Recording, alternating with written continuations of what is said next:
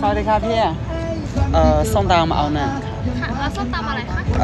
มีส้มตำอะไรบ้างมีตำไทยตำปูปลาร้าตำปูหมาตำเอาตำไทยครับตำไทยนะคะใช่ครับโอเคเอาผักบุ้งครับได้ค่ะมีข้าวผัดธรรมดาแบบนี้ไหมมีค่ะเอาธรรมดาก็พอแล้วเอาเป็นข้าวผัดอะไรดีคะมีกุ้งมีปูค่ะมีหมูมีไก่ใส่กุ้งครับเอากุ้งนะคะใช่ครับเอาเป็นไซส์ไหนดีคะจะมี S M L ค่ะ M นะคะ M ก็ได้ได้ค่ะ มีหมูจุ่มไหม หมูจุ่มมีค่ะโอเคที่ไหนไม่เห็น แนะนำหน่อยได้ไหมครับอันนี้219ใช่ไหมใช่ค่ะ นั่นมีอะไรบ้างแบบจะมีชุดหมูชุดเนื้อชุดทะเลค่ะชุดเนื้อเท่าไหร่ชุดเนื้อก็219เหมือนกันค่ะโอเคนั่นเนื้อครับเอาเนื้อนะคะใช่เอาหนึ่งครับเอาเป็นน้ำอะไรดีคะจะมีหม่าล่าน้ำดำน้ำชาบูน้ำใสโอเคมาล่าครับเอาหม่าล่า1นะคะแล้วเครื่องดื่มเป็นอะไรอย่างนี้เครื่องเติมมีอะไรบ้างมีเบียร์มี